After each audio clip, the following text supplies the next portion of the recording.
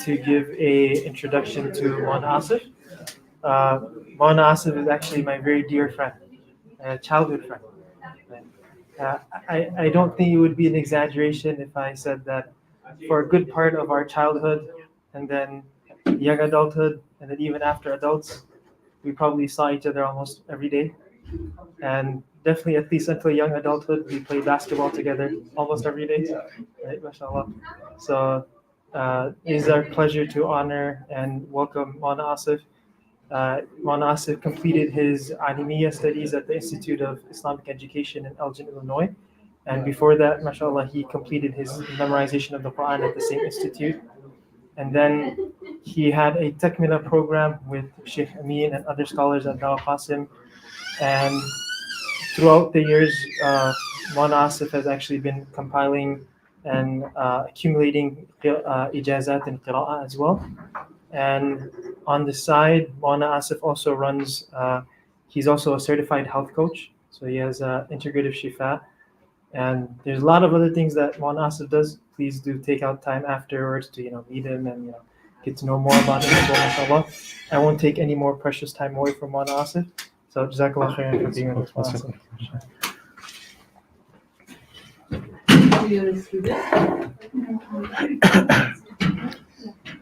Assalamu alaikum warahmatullahi wabarakatuh. Bismillah ar-Rahman ar-Rahim. Alhamdulillah Rabbil Alamin. Wassalatu wassalamu ala Rasulillah. Rabbi yassir wa la tu'assir. Wa tam bil khair wa bika nasta'in ya Fatah. Rabbi shrah li sadri wa yassir li amri. Wa ahlul 'uqdatan min lisani yafqahu qawli. Inshallah, if we can have the brothers, we can come forward. I already can't speak too loud. Usually I'm much louder. At least my kids say that. So if you guys can come a little bit forward. I lost my voice a little bit, so inshallah, if you can come forward, that'd be great.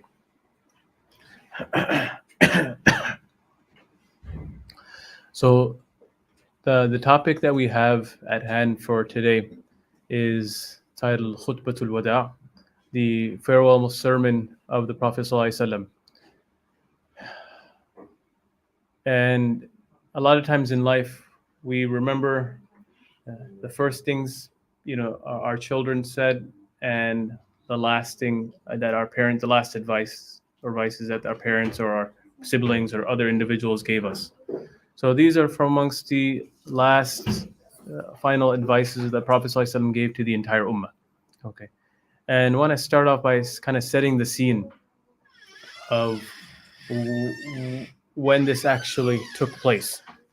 So the scene is beginning at the 9th of Dhul Hijjah in the 10th year after Hijrah. And after reaching the plains of Arafah, they were more than the books of history and Tariq, they mentions that there are more than 100,000 Muslims that were present. And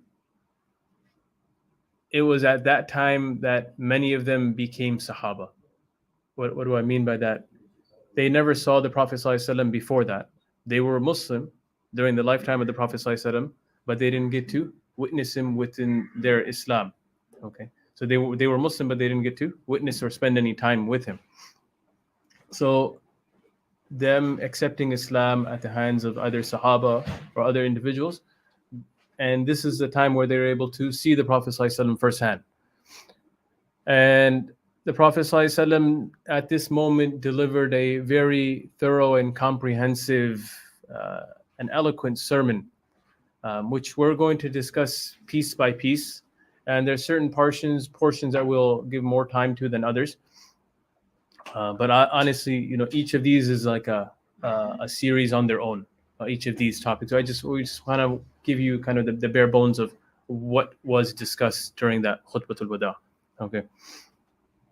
And the Prophet ﷺ, he had the foresight that Muslims would want to be in the exact same spot as where he gave that sermon. Okay, so obviously he was a Nabi, and he had that foresight that Allah subhanahu wa ta'ala gave him that foresight. It's for that reason he said, وَكُلُّ عَرَفَ مَوْقِفٍ, that all of Arafah is a place where you can stand and you can make dua, giving the indication that it's not like, oh, I have to get to the exact same spot where the Prophet ﷺ stood for me to get that same thawab, or for me to get to be able to follow the sunnah. No, that whole area is considered the mawqif of Arafah. Okay, so that's something that he mentioned when he was there. And the Prophet ﷺ, he gave this khutbah at Arafah, but he also gave khutbah at Mina as well. And these are all, when you kind of combine the khutbahs at Arafah and at Mina, this is all what we call the khutbatul wada. Now, I don't like just lecturing the whole time, so we're going to try to engage you all as much as possible. Number one, to keep you awake, right?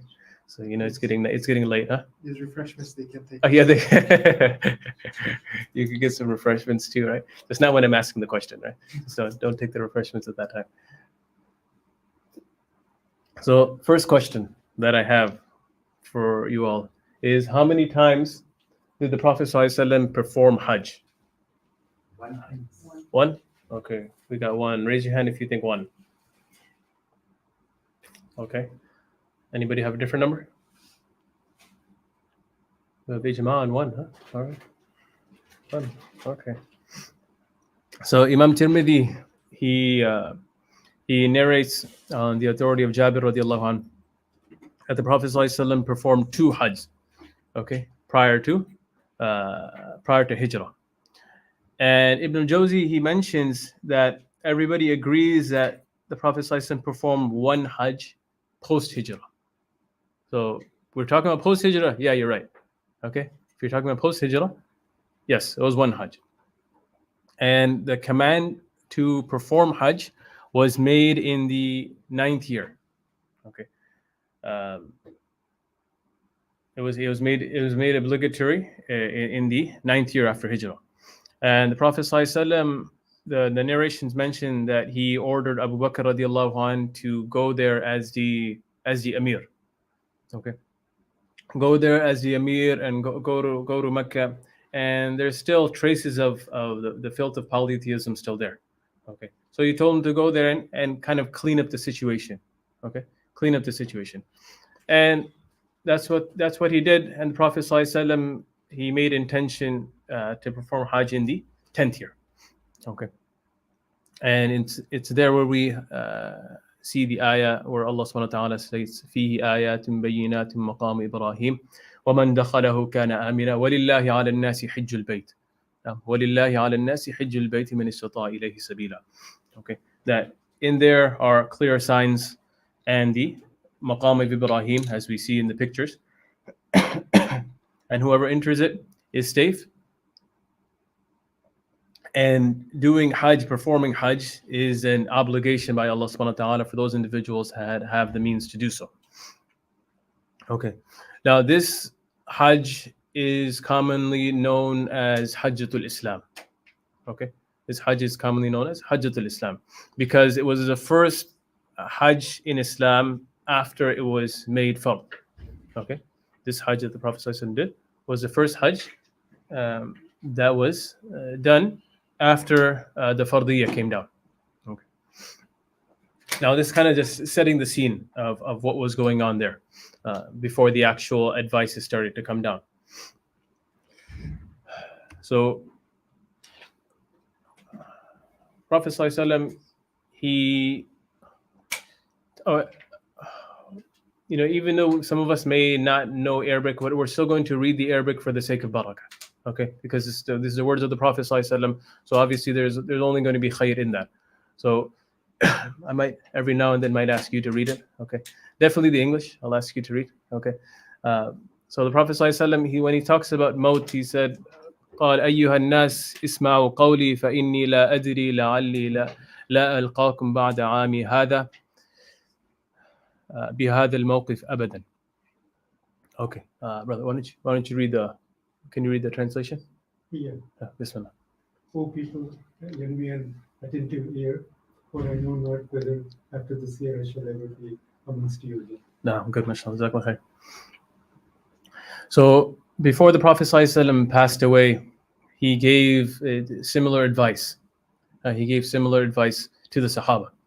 that, O people, the news has reached me that you are a bit fearful that your prophet will pass away. This way, you guys, brothers, can come forward, inshallah. There's some brothers in the back who can come forward.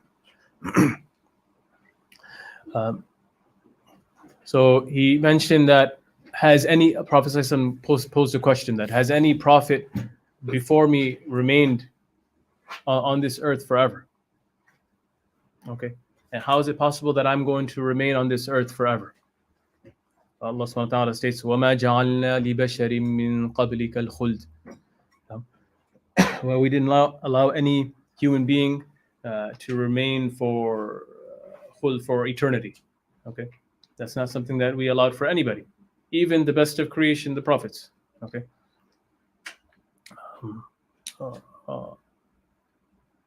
Remember, does anybody know here? Second question. I don't have it on here, but second question is, who remembers the verse that Abu Bakr radiallahu anh recited when the Prophet ﷺ passed away and all the individuals it was kind of a very chaotic situation?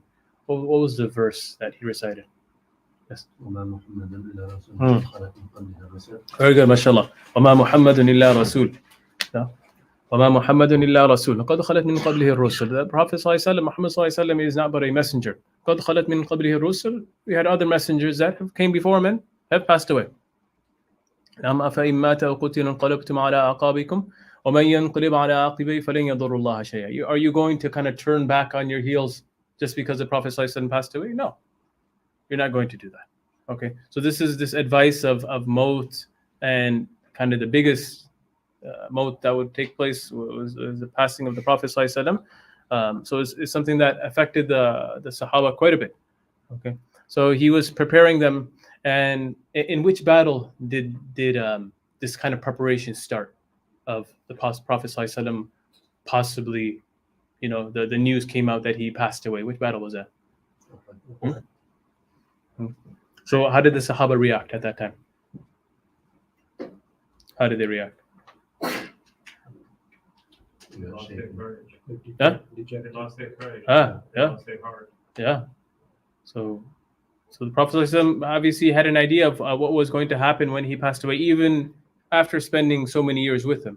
Okay. So these verses were there, but when Abu Bakr radiallahu anh recited it, it hit differently. Right? It hit differently for the Sahaba at that time. It's as if they mentioned, like, it's as if this verse it just came down now. It's the situation that we're in, that it's وَمَا مُحَمَّدٌ إِلَّا رَسُولٌ. That hit very differently at this time. Okay, so the aspect of maut was something that the Prophet ﷺ stressed. We know the hadith. He says, Prophet ﷺ said, أكثروا ذكر هذه اللذات أي الموت. That remember often that concept which destroys all of our desires, which is maut, okay, which is death. So this is something that he's stressed out here as well, that not only is he going to pass away, but every individual is going to pass away. Okay, and once we have that type of mindset that this world here is a very temporal world, then Allah subhanahu wa ta'ala will put this aspect of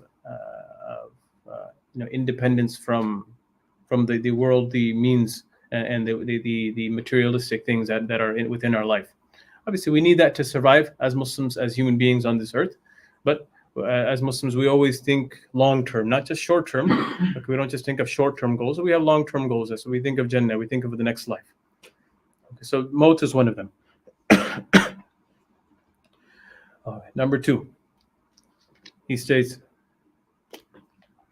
أيها الناس إن دماءكم وأموالكم عليكم حرام إلى أن تلقوا ربكم كحرمة يومكم هذا وكحرمة شهركم هذا وإنكم ستلقون ربكم فيسألكم عن أموالكم وقد بلغت.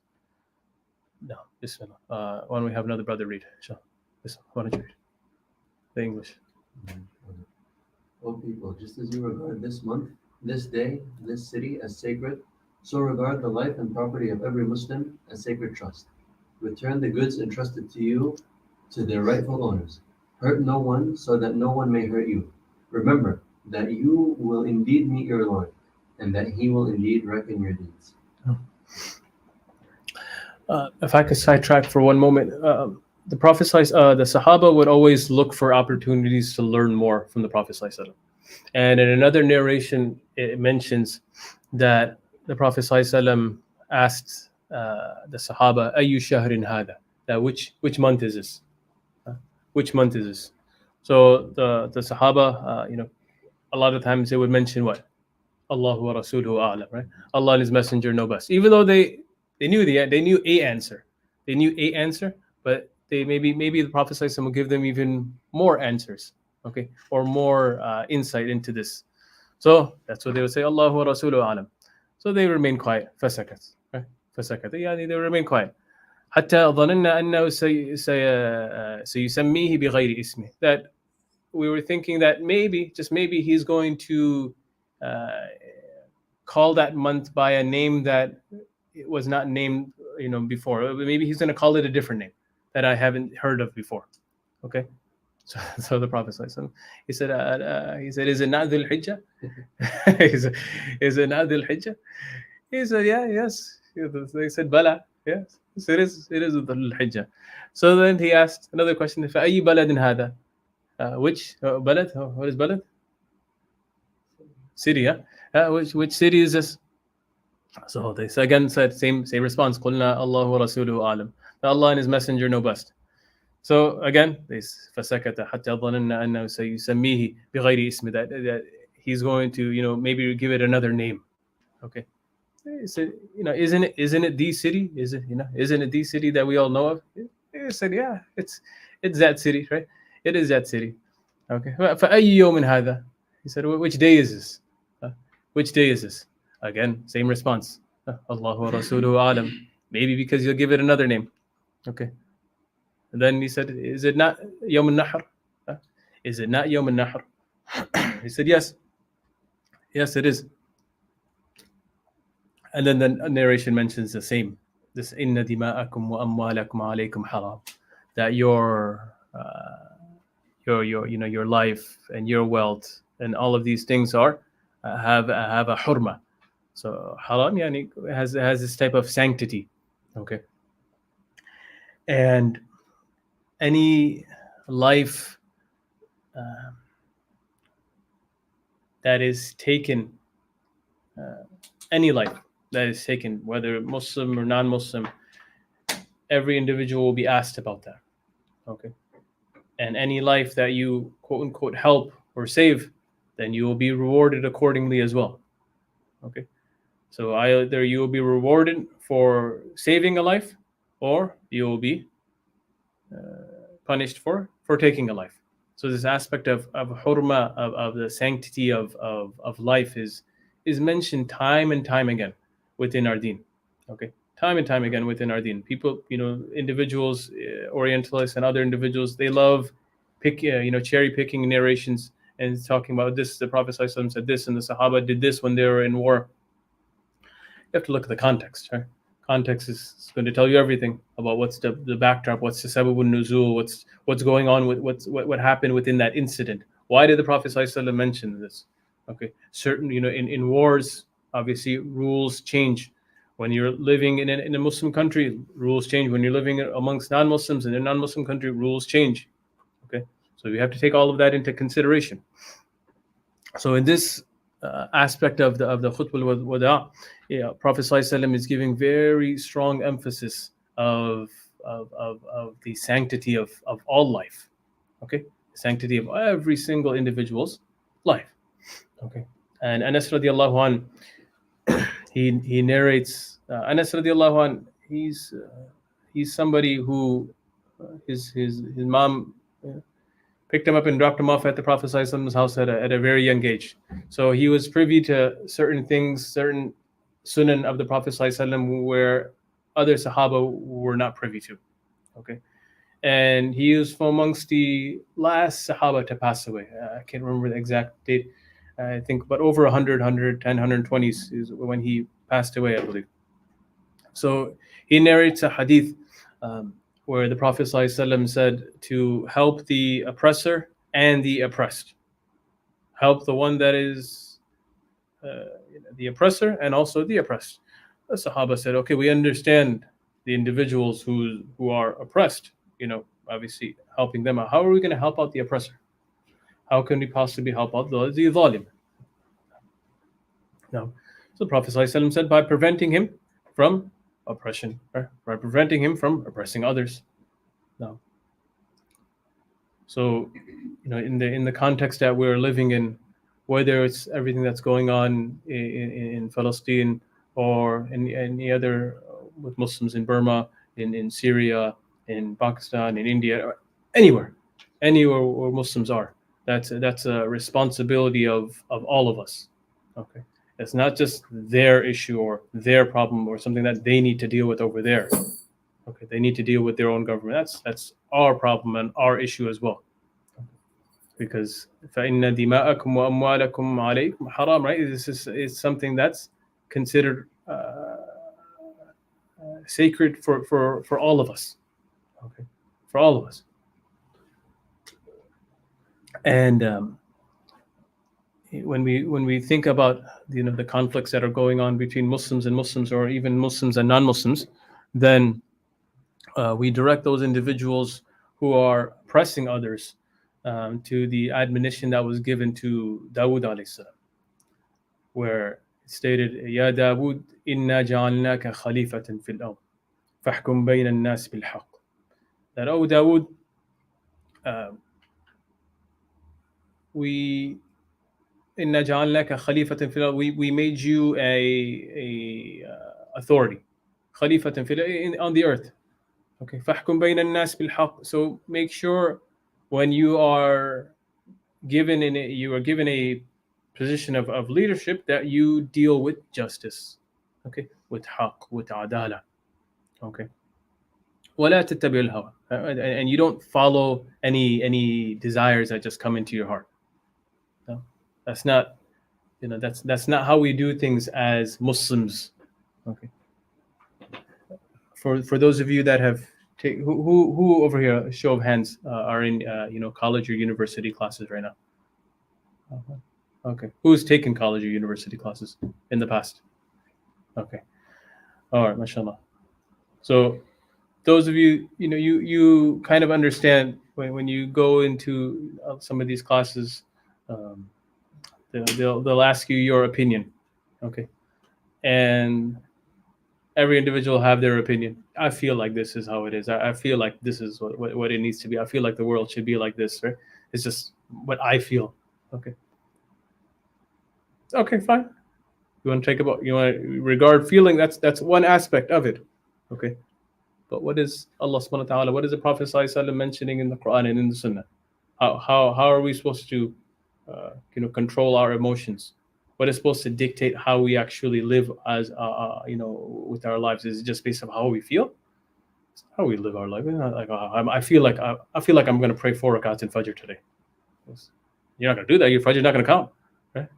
I'm Isha time. I'm a little tired. I'm thinking about just taking it to 2 now. I'm gonna go 2 rakats. Isha. It's not how it doesn't work like that. We do things based upon wahi, and certain times you'll understand the wahi, the hikmah of the wahi today.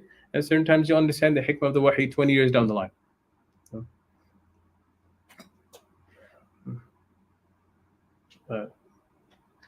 This aspect of desires, or even those individuals who say that, for example, atheists or other folks that say that, I don't follow a deen, I don't follow a religion. What do you think they're actually following?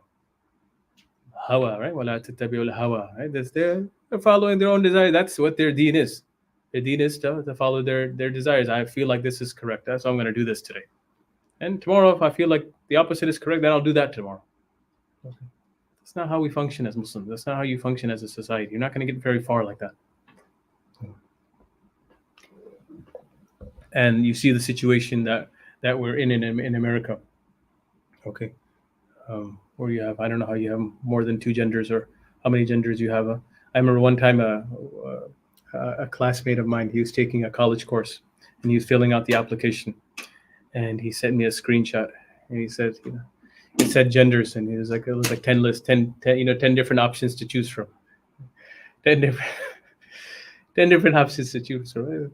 It seems funny for us, right? It seems funny, but this is the unfortunate situation that we're living in. Right? This is it. This is a scenario here, right? This is the environment that our kids are going to grow up in. Now, if we don't create places of ilm, create places of tazkiyah and places where they can rectify their self and rectify their souls, then it's only one generation where fall into that trap. It doesn't take very long. So I remember we were sitting in a I was Bukhari dars with our teacher, and he mentioned I can't remember which president it was, but somebody came up to the president and they asked him, "Aren't you a bit worried you're allowing all these foreigners to come into our land? You know, they're gonna kind of bring their religion and bring their culture and bring these things to our land. Aren't you a little bit worried that we're gonna lose our asl, like our what's the word? Our identity? Yeah, we're gonna lose our identity. Aren't you a little bit worried?" He said, "No, I'm not worried about that." You know what he said? You know what he said? He said, "I'm not worried about that. Why? Because they're going to our public schools. Right? They're going to our schools, and our schools is our curriculum. Right? So then I'm not worried. They can all of them can come. Okay, they can come. We'll make it harder on certain people, but they'll eventually come. They're going to be going to our schools. Okay. So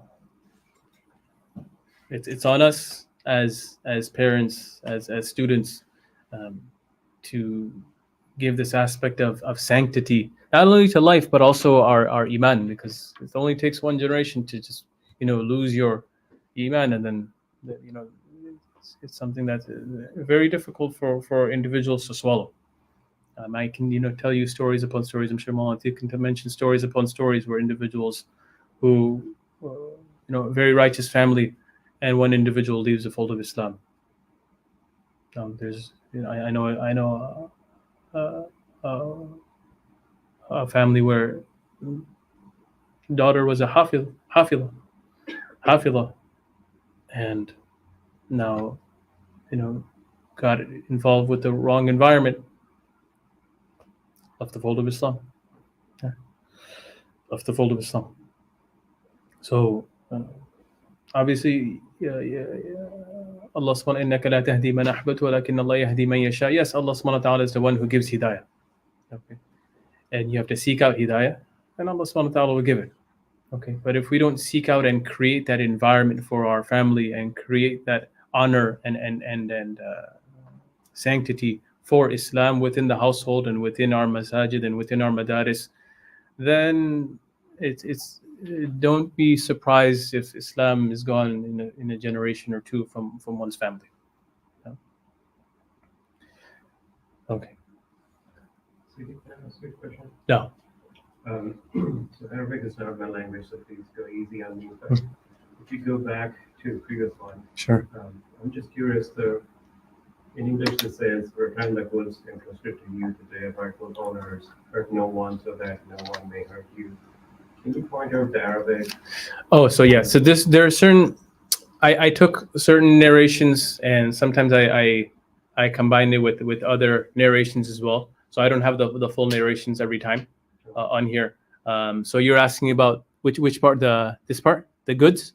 Yeah, return the goods entrusted to you. Yeah, that's mentioned, like a'rad. The term a'rad is used in another narration. It's not in this one though. Okay. It's not in this one. Yeah. But another narration. Yeah, it was kind of hard to combine all of them on one slide. Yeah, but yeah, you're well taken. Thank you. Oh, yeah. Okay. Enemy. Okay, enemy. The Prophet ﷺ, he says, فَإِنَّ الشَّيْطَانَ قَدْ يَئِسَ مِنْ أَنْ يُعْبَدَ بِأَرْضِكُمْ هَذِهِ أَبَدًا وَلَكِنَّهُ إِنْ يُطَعْ فِيمَا سِوَى ذَلِكَ فَقَدْ رَضِيَ بِهِ مِمَّا تَحْقِرُونَ مِنْ أَعْمَالِكُمْ فَاحْذَرُوهُ عَلَى دِينِكُمْ. Why don't we have one of the sisters shall read the English? Whoever wants to read. Huh? All right, inshallah, we'll have the brothers then. Go ahead. Yes, Saturn has lost all hope that he will be able to lead you astray in major affairs. So beware of following him in minor affairs. Since he rejoices in corrupting your deeds, beware of Saturn for the safety of your religion. No. So, Shaitan's main purpose is obviously to take as many people to Jahannam as possible. That's his main objective. Okay. Since Adam alayhi salam and Hawa alayhi salam came to this earth, that was his main objective. Even in Jannah, and even after Allah subhanahu wa ta'ala sent Adam alayhi salam as a Khalifa. What is the ayah?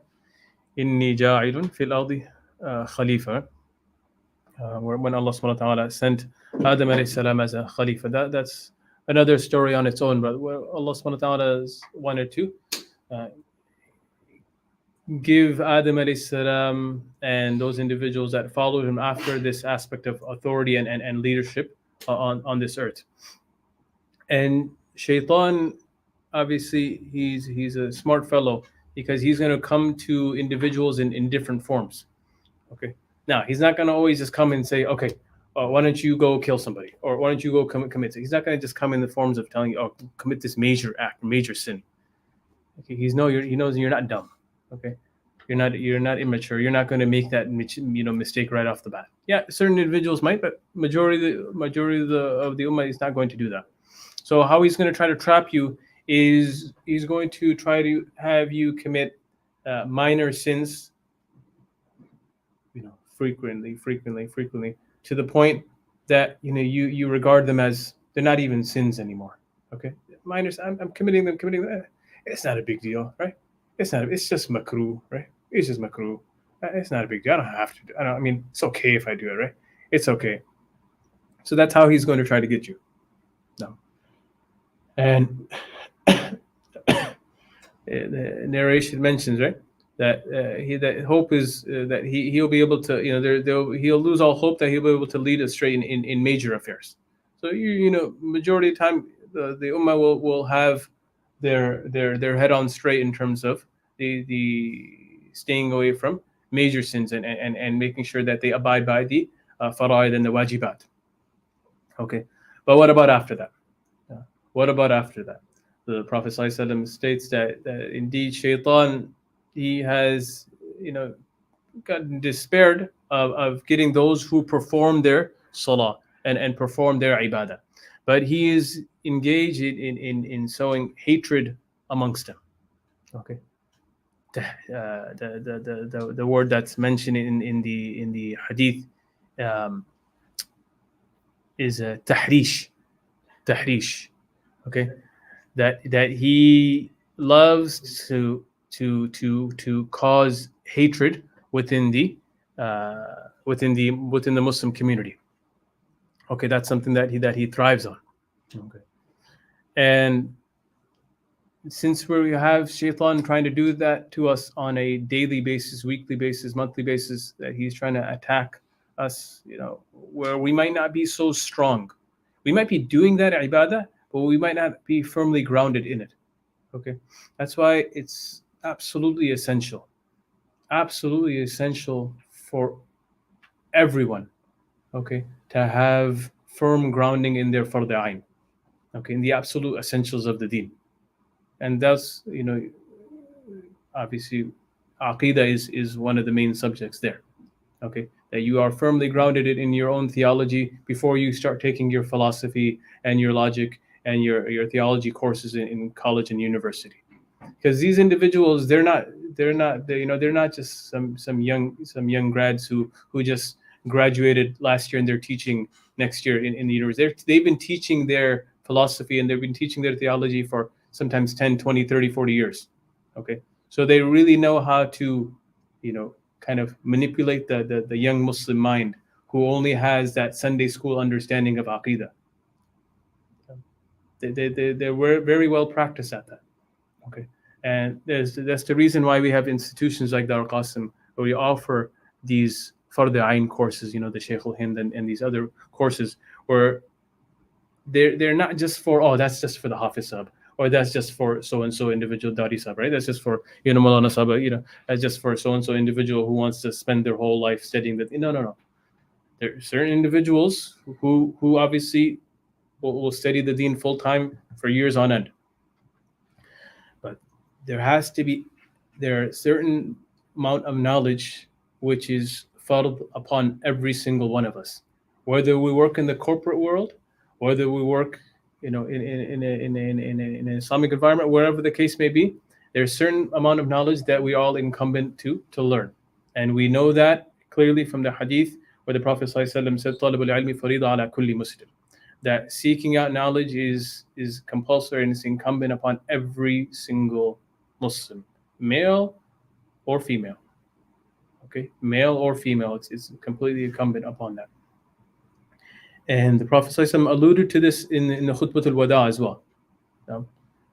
That he said, "O people that listen to me, that you worship Allah subhanahu wa ta'ala, perform your salawatul khamsa, perform your 5 daily prayers, fast in the month of Ramadan, give zakat, perform Hajj if you're able to.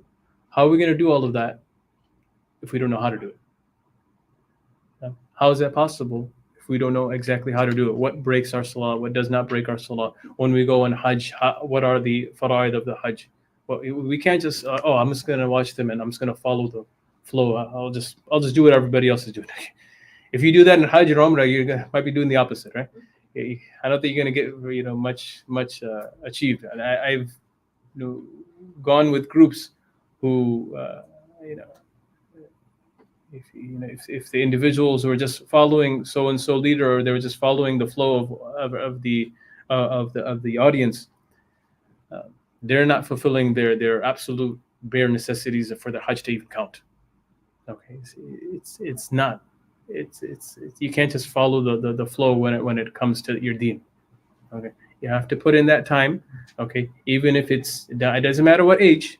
Okay, a lot of us we try to live through our kids, right? It's like, I'm going to put my kids in hifz and I'm going to have them study the deen. Okay, mashallah, that's good.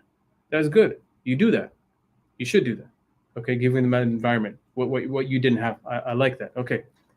But you still have a responsibility to understand and live Islam as a Muslim yourself. Your kids aren't going to just automatically take you to Jannah every time. Yeah, if they do, inshallah, mashallah. Okay, you can't depend on that. You're going to be asked your questions in the grave. They're going to be asked their questions. You're going to be asked about your amal. They're going to be asked about their amal.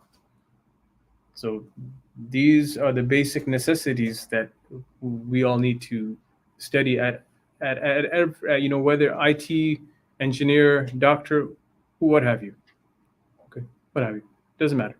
Okay. Now, maybe studying the deen isn't for everybody full time. Okay, that's fine. Nobody said it's required for everybody to study the deen full time, but it is a requirement for every Muslim to study the deen to the point that they understand the basic necessities of their religion and how to practice their religion. That is what is necessary. Okay, I was reading this when I was, on the way here, an incident with what's his name? Mufti Rafi Uthmani, Mufti Taqiy's brother, who passed away not too long ago, a few years ago. He passed away a year, 2 years ago. And he was mentioning that, many youth, they come to me and they tell me that, I'm studying the deen full time now. I was in university, but I left university and I'm studying the deen full time. So he would get upset. Say, what are you doing? Why did you leave? He said, I wanted to, I got encouraged and motivated by your talk, and I wanted to study the deen. He said, doing khidmah for the deen isn't just, it's just the route of going jihad or doing tabligh or just studying the deen full time as an alim student. These aren't only the 3 paths that you can get to Jannah with. Okay? There are other modes and methods that you can get to Jannah. Okay. There's a I don't know if it's narration or what there's a famous saying that طرق الوصول إلى الله بعدد إنفاس الخلائق طرق الوصول إلى الله بعدد إنفاس الخلائق, which basically means that the means to Allah subhanahu wa ta'ala are as much as the breaths that human beings take. Meaning there are many avenues, there are many pathways to get to Allah subhanahu wa ta'ala. As mentions in the Quran is وَالَّذِينَ جَاهَدُوا فِينَا. What is it? لَنَهْدِيَنَّهُمْ سُبُلَنَا, right? What is subul? It's a what? Is it a singular? What is it? It's a plural, right? It's a jama. No?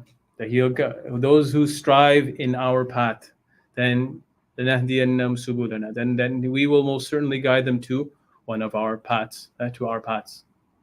So there are many ways. Okay.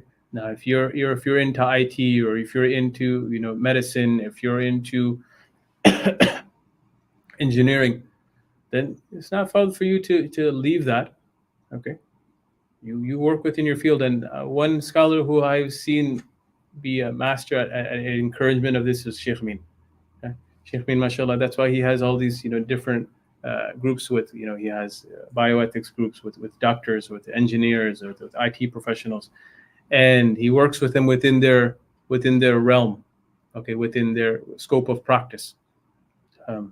He was just I was just working with him with an individual that's kind of one of the heads of AI, okay, and he asked me to send him my exams, okay. He wanted to have his AI to take the exam, see how well he'll do in the exam. I was like, I'm going to grade him harder, right? I'm going to grade it harder. Right? Now I can use it for that thing, right? I'm going to grade it even harder. Long story short, I think it got like a 70%, right? It got like a 70%. I told him the real students got 80%, so the real students are still better, huh? They're still better than the AI. But he's an individual, mashallah, that of many talents. That he's able to bring these different scholars and individuals of different fields to kind of one arena. I haven't honestly seen any other scholar do that like him. Okay.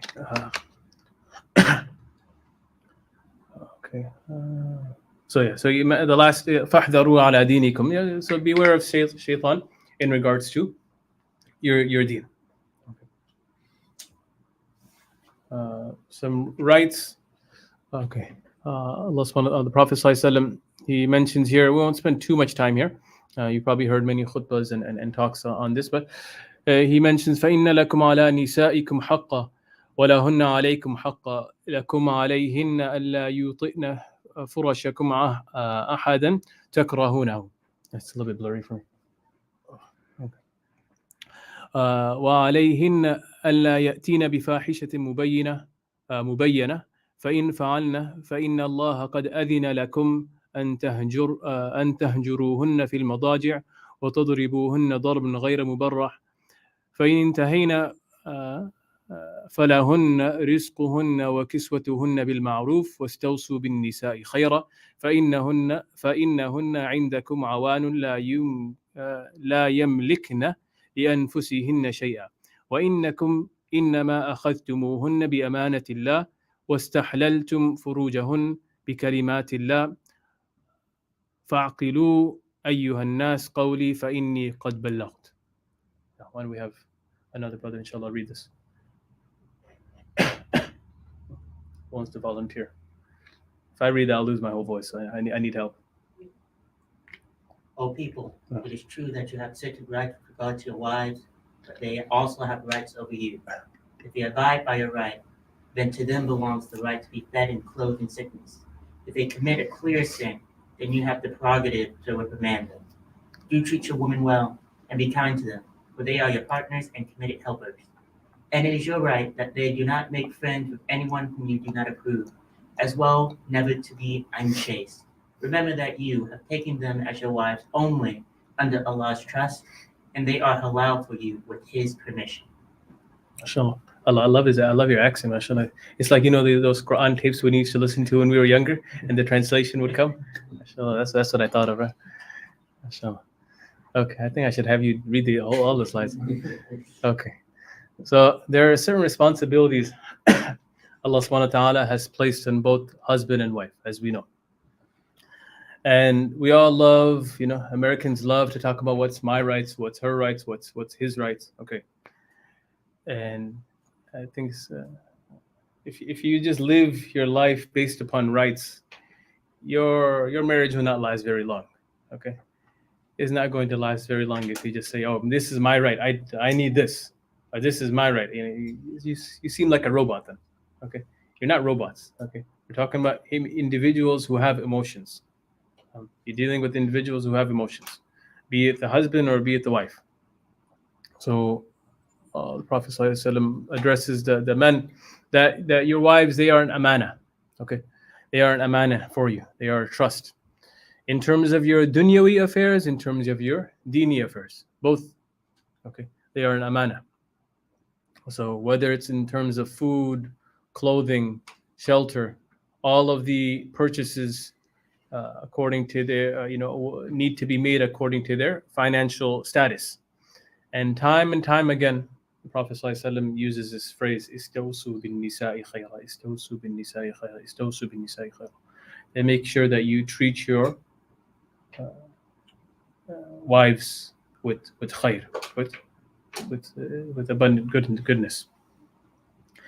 And usually it's at this point where the wives are like, man, I wish my husband was here at this time, where they could listen to this part. Okay, then I usually try to just flip it and start talking about the aspects where the Prophet ﷺ talked about the hukuk of the husband. So just as the husbands, they need to be wary of all of the responsibilities that have been placed upon them. The same goes for the wives. Okay? Same goes for the wives. Okay, the narration mentions that they cannot allow individuals into the house whom the husband dislikes. Okay, if there is some reason or another that they do not like an individual, then they cannot allow that individual to the house. Okay. If you want to meet them outside the house separately, okay, that's different. But within the house, that's not a place where they should be coming. Okay? That's not a place where we should be coming. So this is, zina is obviously haram. We all know that. Okay. So it's not referring. The narration is not referring to zina. That's obvious. Everybody knows zina is haram. Okay, that committing adultery is haram. We all know that. So the narration is not referring to that. It's talking about besides that. Okay, besides that, if that there are males or other individuals whom your husband dislikes, you don't let them come to the house. Okay.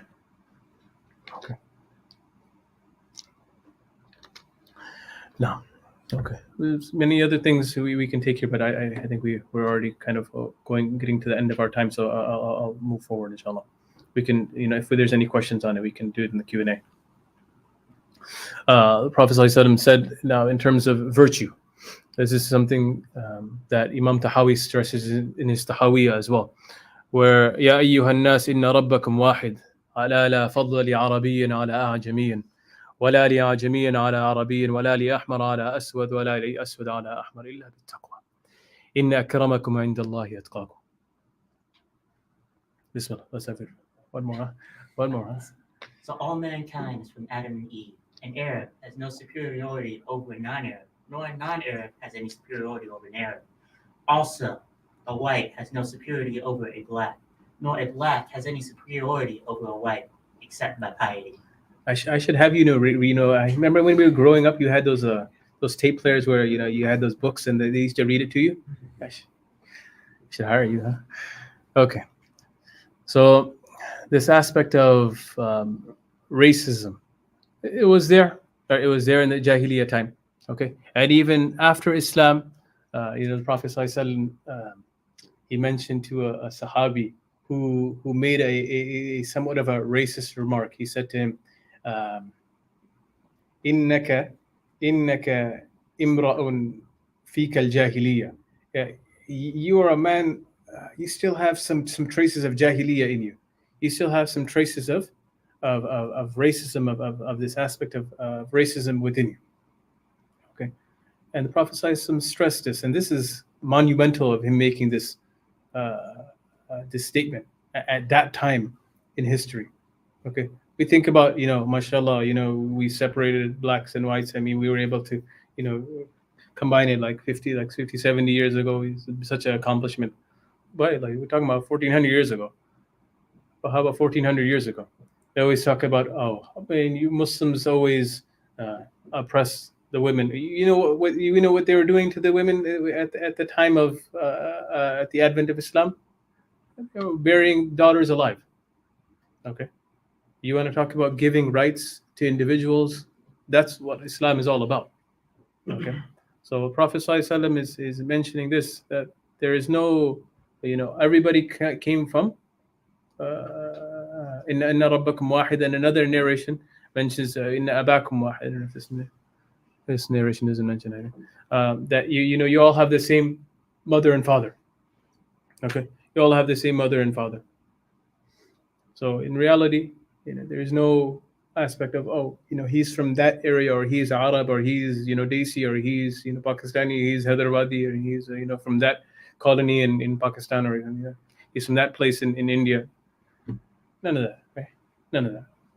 You can take that into consideration when you're talking about marriage and certain things, and Prophet ﷺ, he specified when you can take those things into consideration, the urf and these things, the customs of people. It's not, you don't just use that as your end all be all criteria for making decisions, because this hadith is mutlaq, and it's very general, and it's encompassing all of the Muslims, that virtue is obtained through taqwa. Inna akramakum indallahi atqakum, and it's through that taqwa which will determine what rank you'll have in the eyes of Allah subhanahu wa ta'ala. No. So in Arabic it says the ahmara ala al-aswad wa the aswad ala ahmar. No. Ahmar means red. Yeah. Red, huh? Yeah. Yeah, basically white, huh? Mm. Yeah. No, not talking about rednecks. No. Yeah. So, and these are the two colors that which will stick out. You have black and white, and everything in between. Yeah, everything in between. Yeah. So the narration mentions ahmar. Being red was something that was what is it called? It was like a salient feature. It was a good feature to have amongst the Arabs in that time. That's why, what's the surah? Abu Lahab, right? Mm. Abu Lahab. You guys know why he was called Abu Lahab? Lahab, from his complexion, he had like that ruddy feature, complexion to his face that was considered attractive. Yeah.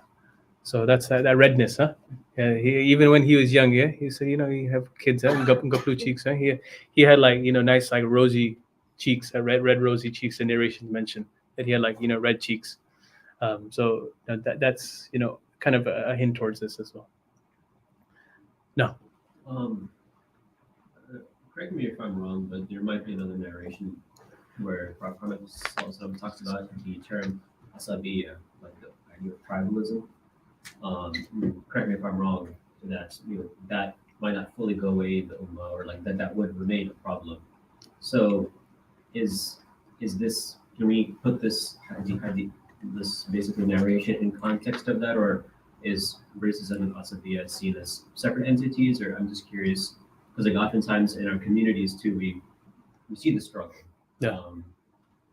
Like between even immigrant communities, or between indigenous communities and immigrant communities. So how do we kind of put both these narrations in context and like bring this to fruition for us? Yeah, so I'll just repeat the question because we have online folks. Yeah. So the question is in terms of the relationship, or we have this concept of asabi or tribalism, which the narrations seem to mention that it will exist until the end of time.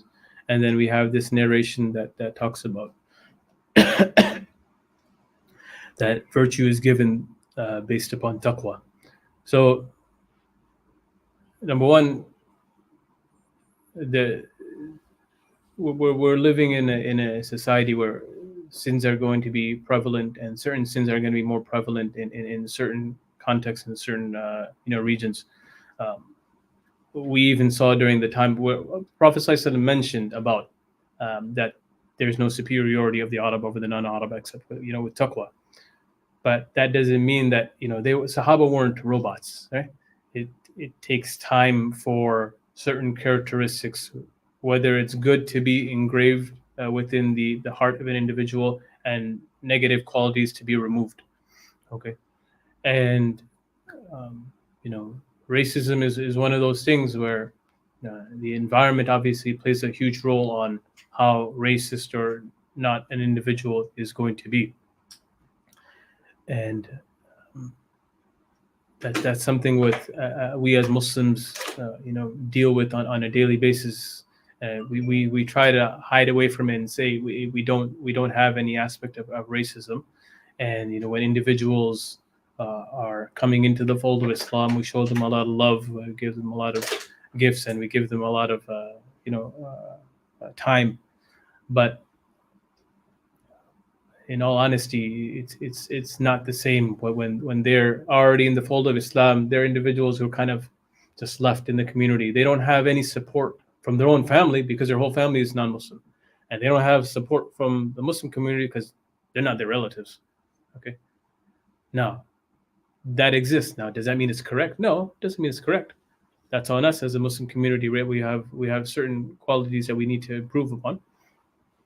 So that's definitely one of them. I mean, I know a brother who used to live in the city of Chicago, and he moved to the suburbs, honestly, for the reason of having his kids be in a Muslim environment and not be in that dangerous environment in the city. And little did he realize, and he would go to the masjid, nobody would say salam to him. Nobody would say salam to him. And sometimes when he would say salam, they would just ignore him. So, right? Why? Was it because of his skin color? No, he didn't look the same as everybody else.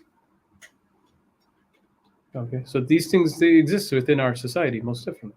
No, they exist. But we want to know what perfection is, and Islam is perfect in every aspect of it, in every facet of our deen. It's perfect. Okay, so the bar has been set by the Prophet ﷺ. The bar has been set by Allah subhanahu wa ta'ala what perfection is. Al-yawma akmaltu lakum dinakum. We have perfected, your deen. This deen for you is perfect. Okay. Now, as Muslims, we have certain, not so beautiful characteristics within our ummah. So that should be a motivation for us to continue to strive. To better ourselves and to do tazkiyah of ourselves. That kind of goes well with the next slide. That أيها الناس اسمعوا قولي وأعقلوه تعلمون أن كل مسلم أخ للمسلم وأن المسلمين إخوة فلا يحل لامرئ من أخيه إلا ما أعطاه عن طيب نفس منه فلا تظلمن أنفسكم اللهم هل بلغت. بسم الله. Why don't we give our brother a break? Huh? I know you all want to hear about. Let's have somebody from the back. From the back, inshallah. Why don't you read the translation? Yeah, why don't you read? Yeah, that's fine. Learn that every Muslim is a brother to every Muslim, and that the Muslims constitute one brotherhood. Nothing shall be legitimate to a Muslim which belongs to a fellow Muslim unless it was given freely and willingly. So this concept of ukhuwa was stressed right from the early phase of Islam. And we see that when the Prophet ﷺ, when they did hijrah, what was one of the first things that they did? When they did hijrah to Medina, what did the Prophet ﷺ do? Oh, the young brother, he was going to say it. Go ahead. Pair them up, right? Pair them up. Very good, mashallah. Pair them up. Okay. Pair them up. Yeah. One Ansari with one Muhajir. All right. Your brothers. Okay. Your brothers. What he has, what wealth he has, what resources he has, you're going to provide it with your brother. You're going to give it to your brother. Okay. So it was automatically instilled within our deen. was instilled within our deen. Okay. And that's something that we always hear about in times of calamity, and Muslims come together in terms of helping each other out, whether it's for aid in Palestine, whether it's helping a Muslim brother or sister within the community. That's there. Okay, but it shouldn't just be when it's an extreme case. Somebody's about to die, or somebody's starving of die of hunger, and only then are we going to come together as a Muslim ummah. No, it has to be on those smaller issues as well. Quote unquote smaller issues. Remember what Shaitan? What does he do? He works on those smaller issues. He wants us to become heedless on those smaller issues of the deen. And if we disregard those quote unquote smaller issues of the deen, then it's going to come to a point where we see it, right? We see it, hopefully not in the Muslim community, inshallah, but innocent kids are being killed. And people see that, okay, let's just go to the next post. Okay, let's go to the next post, They just become immune to it. They become immune to, oh, that's normal. No, it's not normal. Kids being killed is not normal, right? But hospitals being bombed is not normal, right? Mothers being taken away from their children is not normal. That's not normal, okay? And once we stress this idea of ukhuwa within the Muslim community, then they'll have this brotherhood and sisterhood in not on the macro affairs, but on the micro affairs as well. Okay. قال ويحكم أو ويلكم لا ترجعن بعدي كفارا يضرب بعضكم رقاب بعض. No, go ahead. Why don't somebody else read? Why don't young man? Why don't you read? Woe be to you! Do not be led astray after I'm gone with those individuals who killed your fellow brother. No, and now we'd be lying if we don't see this taking place today, right? Muslims killing each other. We'd be lying if that's not taking place. So Prophet ﷺ is giving this advice that do not cause disunity amongst the ummah by spilling blood or allowing blood to be spilled in front of your eyes and you don't do anything. You don't do anything. You don't say anything. You don't do anything. Now, we're in America. You live in a non-Muslim country. You have to be smart. And I'd be like, all right, I'm going to go, oh, subhanAllah, I heard this khutbah, I heard this talk. I'm going to start mentioning all this stuff on social media. Next day, Bhai gets fired from his job. You have to be smart as well at the same time. When can you say it at what rank do you have within your job? What rank do you have within the your corporate arena? What can you handle? What can your family handle? These are things that you have to take into consideration. You don't just go from one extreme to another. I don't do anything now. I'm just gonna go full blast. Let me take a first flight to Palestine and see if I can help them out. Probably be sitting in prison for years. Doesn't work like that, right? Doesn't work like this. These are attributes, as the Prophet ﷺ mentions. These are attributes of the disbelievers.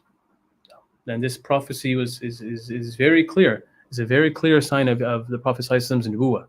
He prophesies that there will be disunity.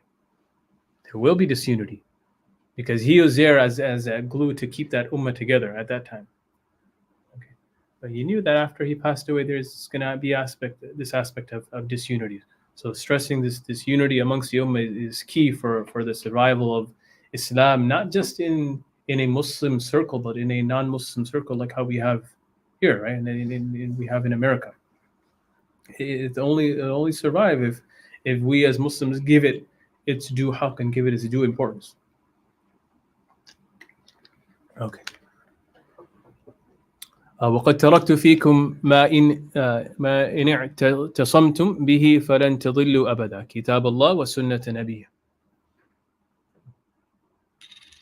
Oh, you have young man. Why don't you read one more time? You will never be misguided as you hold steadfast to the Quran and Sunnah of the Prophet. Now, you want to summarize the deen? Kitabullah wa sunnata nabiyikum. Kitabullah wa sunnata nabiyikum. You hold fast the book of Allah subhanahu wa ta'ala, you hold fast to His sunnah. And His sunnah obviously is going to incorporate the sunnah of the Sahaba as well. Okay.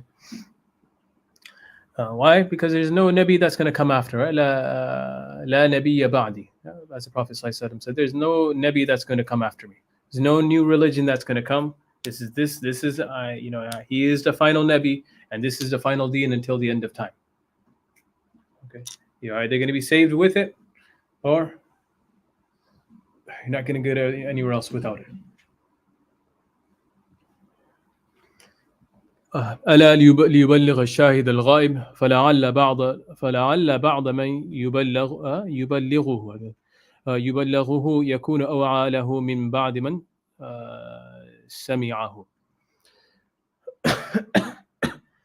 All right, go ahead. Who can read this one? I'll have to go back to brother. Behold, I let who is present convey to him who is absent. Perhaps one whom a message is conveyed has more retentive memory than one who hears. So this concept of tabligh was stressed by the time of the Prophet ﷺ, because not everybody had the virtue of spending time with the Prophet ﷺ on a daily basis. There are certain individuals who lived close to the Prophet ﷺ's masjid and lived close to him and was able to spend time with him on a daily basis. But there are other folks who came from afar and could only come for a day and then leave for a day. Come for a day and leave for a day. Okay, so it's life, right? It's life as a Muslim. Not everybody is studying the deen full time. And the Prophet ﷺ, Allah subhanahu wa ta'ala knows that. So those that are present, they need to convey the message to those that are absent. There are times, I remember there was a story of two brothers. Two brothers, where they made an agreement that, obviously they wanted to spend time with the Prophet ﷺ every day, but they wanted to make it fair at the same time. So what they did was, okay, you spend today with the Prophet ﷺ and learn everything that you can, and whatever you learn, teach it to me when you come back. And that day when you're with the Prophet ﷺ, I'm going to go out to work. Okay, I'm going to be providing for the family. Next day, we're going to swap places. Okay, we're going to swap the place. Okay, so you're going to be working, and I will be studying the deen with the Prophet ﷺ, and we'll be able to do tabligh like that. Okay, so that's on a micro level, but it gets beyond that as well. On a macro level, that we need to be able to propagate the deen after we learn it. Okay, what's the hadith? خيركم من تعلم القرآن وعلمه. I love telling people that hadith. Why? Because people always say, I'm a da'i, I'm propagating the deen because look at this hadith. The Prophet ﷺ said the best amongst you is those individuals who learn the Quran and teach it. Okay. I was like, oh, bhai, you're just doing the second part. You're trying to do the second part. We're not doing the first part. It's a two-step process. You got to learn it first, right? You got to do ta'allam first. You can't teach something that you don't know. It's like me, mashallah. I haven't done surgery before, but let me just try it on you. Let me just try it. I don't have much experience, but I can try it. I can try it. I heard of it. I watched some YouTube videos. I watched them. It sounds funny, right? It sounds funny me saying that. I watched some YouTube videos how to do surgery. I think I have some screwdrivers and some nails. I can try it. Okay. Sounds insane, but it doesn't sound insane when people do that in regards to the deen.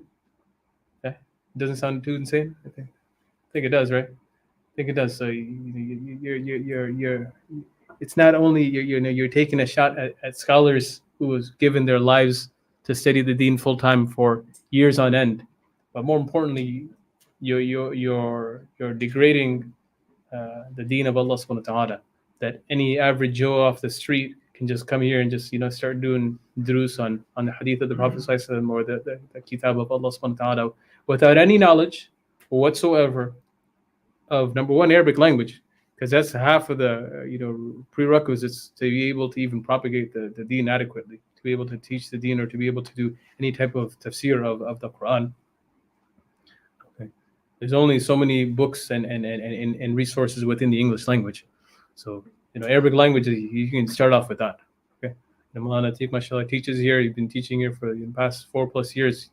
You guys are blessed to have him, and this is your chance to take advantage of individuals like this to be able to benefits right in your back door, right in your backyard. I mean, we would.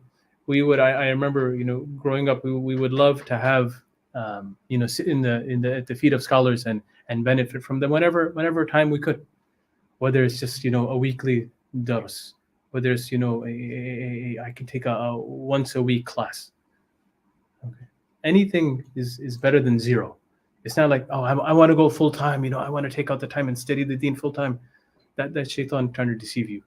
You want to do that, but in reality, you're not gonna be able to do that for the next 3-4 years. So do something right now. Do something right now.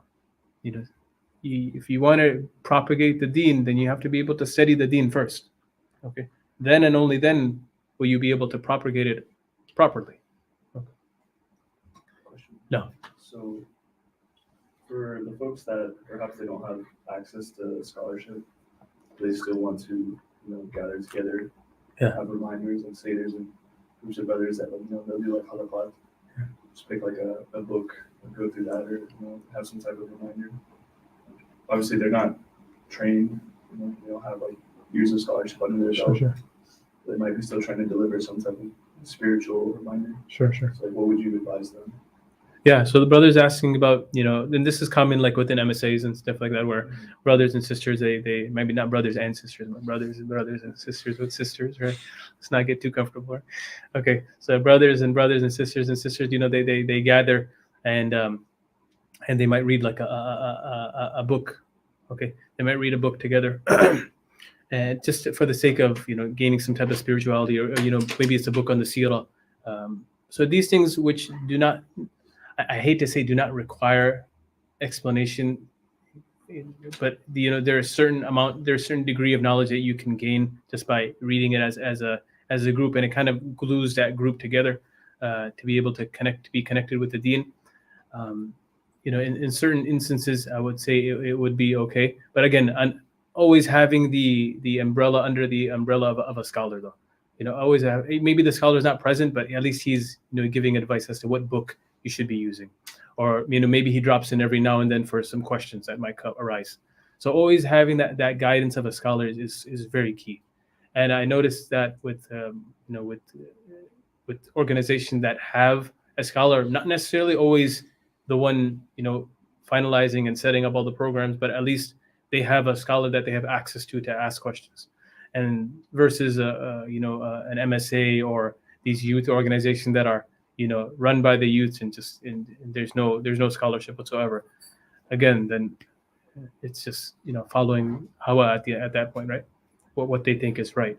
Sometimes they might be right, sometimes they might be wrong. So it's kind of a dangerous slope to be on. But most definitely, if you can gather together, I remember when we were in university, the students would come together and recite Surah Kahf on Jummah. So that was good, right? Doing that, that's something that being able to be connected with the Quran. That's something individual ibadah, but we're doing it as a community. Very good, So these things are needed within. You need ibadah on a personal level, and you need ibadah on a communal level.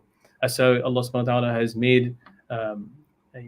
He has given us the opportunity to do multiple types of ibadah. Tarawih is a beautiful example, right? Or once a year where you have a chance to come together as a community and listen to the whole Quran together as a community, breaking iftar, or doing suhoor. These things, these are all communal ibadah. Okay, last one. اليوم يئس الذين كفروا من دينكم فلا تخشوهم واخشون اليوم أكملت لكم دينكم وأتممت عليكم نعمتي ورضيت لكم الإسلام دينا فمن اضطر في مخمصة غير متجانف لإثم فإن الله غفور رحيم. Who's going to end us off? We know who we're going to. This day, the disbelievers despair at prevailing against your religion. So fear them not, but fear me. This day I have perfected for you your religion, and fulfilled my favor unto you. And it hath been my good pleasure to choose Islam for you as your religion.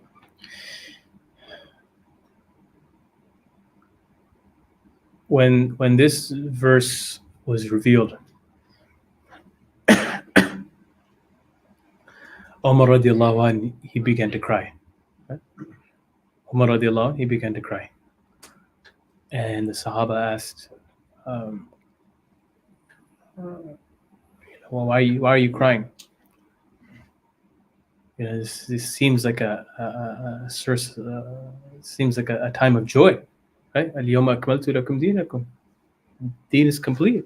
Seems like a source of joy. Why are you crying? He said, "Laysa ba'da al-kamal illa al-nuqsan." He said, "Laysa ba'da al-kamal illa al-nuqsan." That something's perfect. If something is perfect, you can't go any higher than that. There's only one direction to go. It's down. Okay, it's down. So you're not going to see any more perfection than in the Prophet ﷺ and in the Sahaba. Now, and when something has reached that perfection, you know, things. The only direction to go is down. Meaning what? That there's going to be trials, there's going to be tribulations that we see and we have seen in the past befall the ummah. Okay, and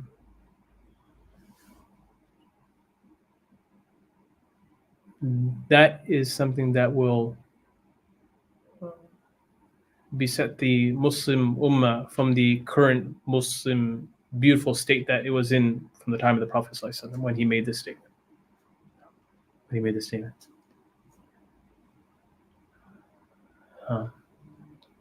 And you notice, you know, at the end of certain points, he would say, "Hal ballaght, hal ballaght, hal ballaght." Did I convey the message? Did I convey the message? Did I convey the message? Confirming with the Sahaba. Do you understand what I'm saying? Because I'm not going to be here much longer. It's going to be the burden of doing tabligh of the wahi is on you. Is on you now. And are you able to carry this? And are you able to propagate it? No. So Prophet ﷺ asked that, you know, have I delivered the message? And you know, if we were in that scenario, you would hear like a powerful murmur amongst the Sahaba that Allahumma naam, yeah, that oh Allah yes, oh Allah yes, no, and that was like a thundering voice amongst the Sahaba, where they all in synchrony mention Allahumma naam, oh Allah yes, we are ready. No? And we all witness that your Nabi has conveyed this message. Okay. And the Prophet ﷺ then raised his finger that, oh Allah, bear witness that I have conveyed the message to your people. Oh Allah, bear witness that I have conveyed the message to your people.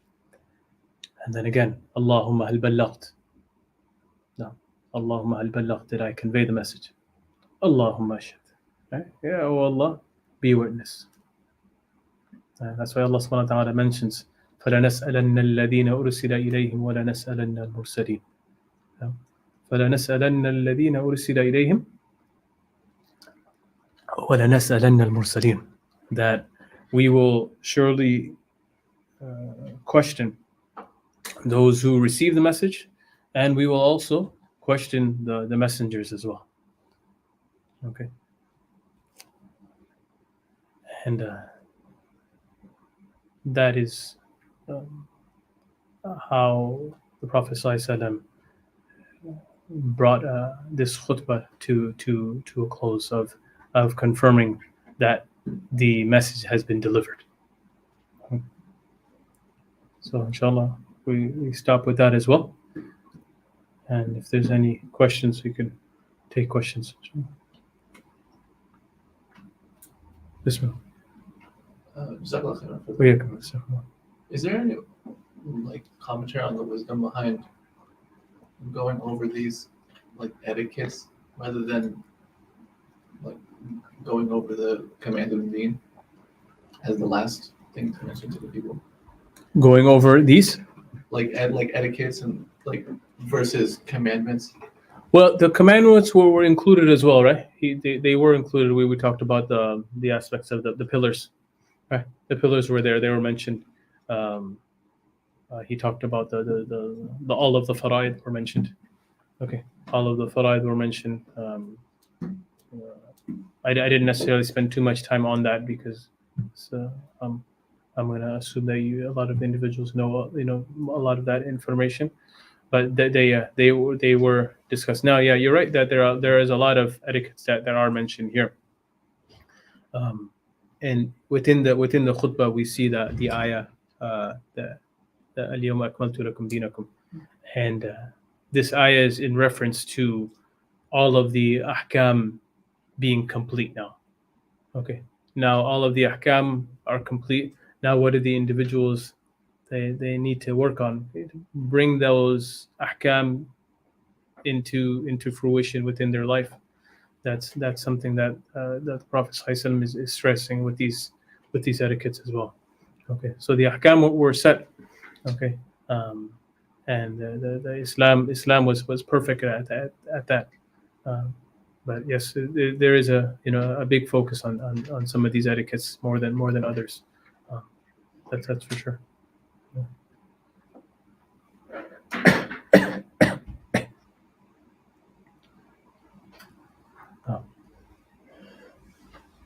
Okay. Anything else?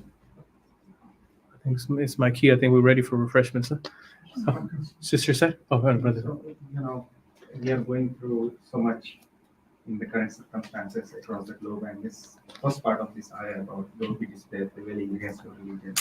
Can you elaborate? Because there is people asking, when is Allah subhanahu wa ta'ala going to change the situation, change the equation? So maybe some elaboration. Yeah.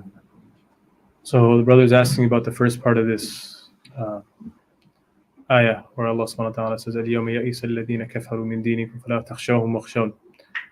That this day the disbelievers despair of prevailing against your religion. So fear them not, but fear me. So this concept of yes or hopelessness, this is as Allah subhanahu wa ta'ala mentions, this is a quality of the disbelievers. Okay. Now, we as Muslims, where we come across situations within our life, especially at times of death.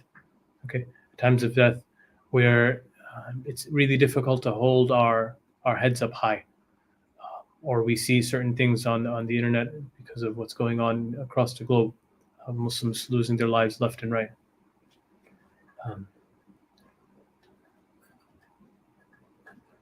So what can we do as Muslims? Seeing that on a daily basis, seeing that on a weekly basis, how can we react? There are certain amal that we can do that's there, but if we don't have the mindset that everything is within the scope and the knowledge of Allah subhanahu wa ta'ala, we look at life through the names and the attributes of Allah. He is Al-Alim. He is Al-Alim. He is all-knowing of every situation. We might feel this very heavy burden at this time. Okay. That doesn't take away from the fact that Allah subhanahu wa ta'ala has absolute knowledge of what has happened in the past, what is happening in the current, what is going to happen in the future. Okay. And I'm going to relate an incident that Sheikh Amin, I remember he mentioned to us, where he said he got a call, and this is when 9/11 happened. Okay. This is when 9/11 happened, and it wasn't very easy to be Muslim at that time. So he said a lady called him and said, people are, saying very disgusting and rude remarks to me. She would wear her scarf and she would go to work. I feel, in despair, and I feel hopeless because, this is happening on a day-to-day basis. I don't think I can practice my religion anymore. And the statement that Sheikh Amin made is, that's with experience, you can say these things. Okay. He said, you're leaving the only person that can help you in this situation. Okay. The only person that can get you out of this situation, you're leaving. Allah subhanahu wa ta'ala.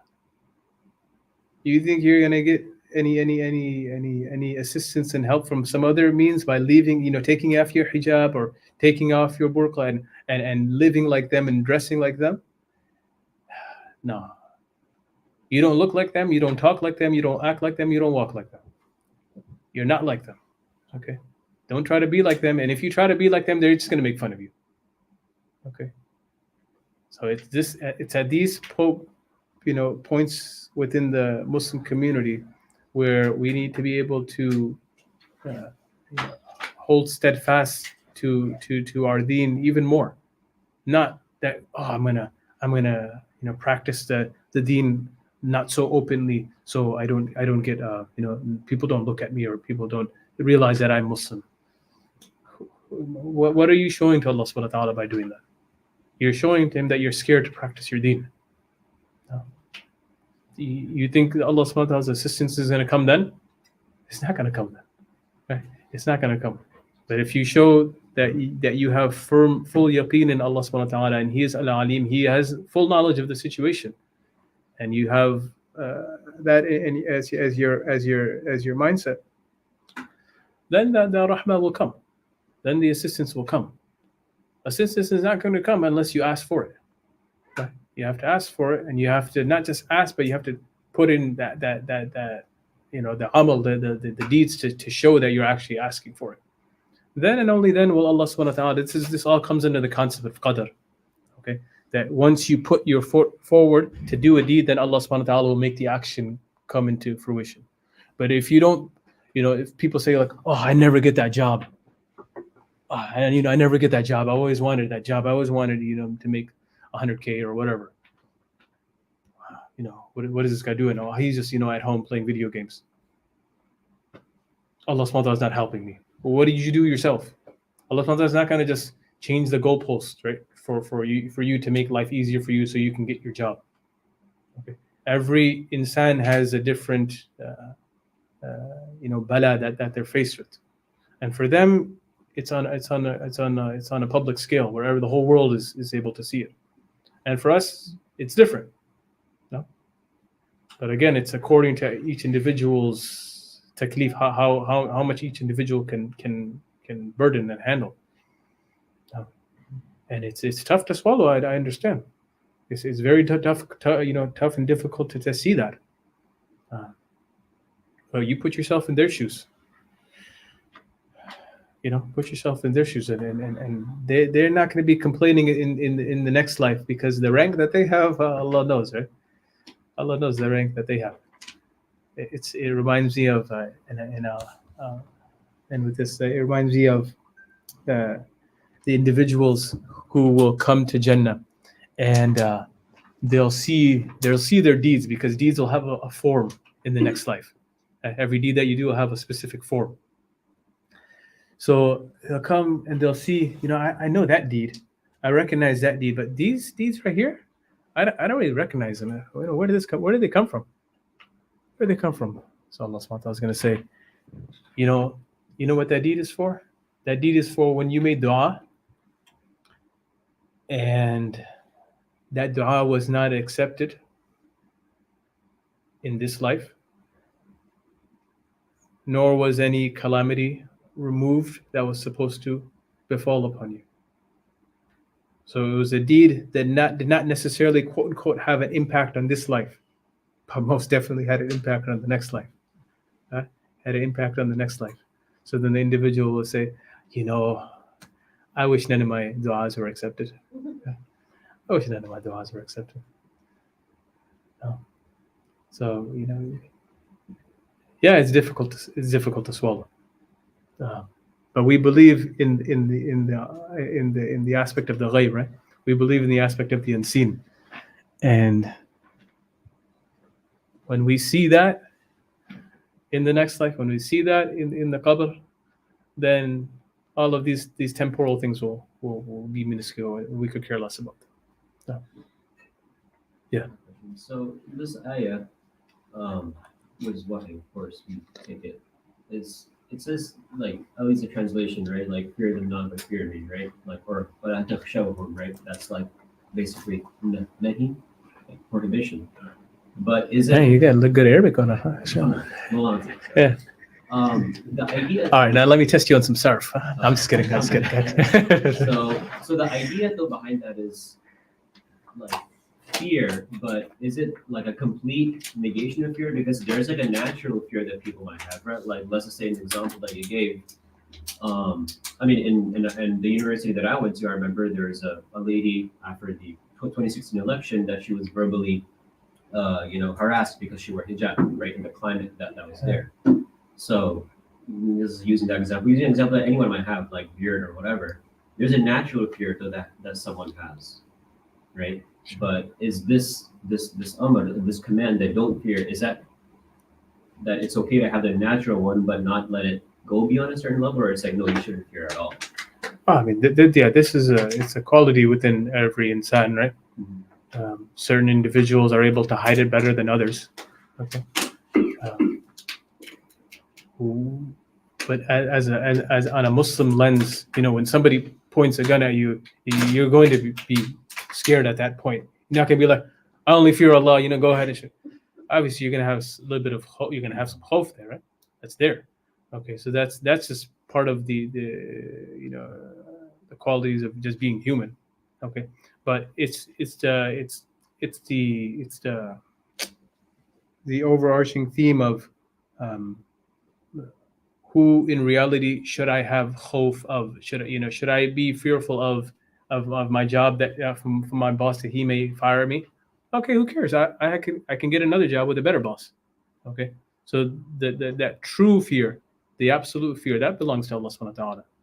Now, if that true fear that you have, it belongs to some human being, then that's where chaos amongst the Muslim community starts to kind of creep in. So we're talking about that true realistic fear that reserved specifically for Allah subhanahu wa ta'ala. But yeah, there's going to be certain amounts of fear that we have for other human beings, most definitely. That there's aspect of awe, right? As Umar radiallahu anhu, when he would walk in one path, what would happen? Shaitan would be like, I'm going the other path, right? I'm going the other way, not following. So there's aspect of having that awe as well, that in certain individuals have.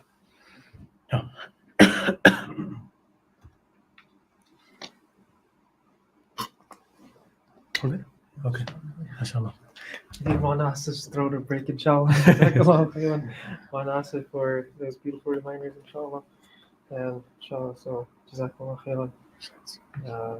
Inshallah, there's refreshments. You can take refreshments, inshallah. And we'll pray, inshallah, after we set up the musalla area, inshallah. Sure. Jazakallah khair.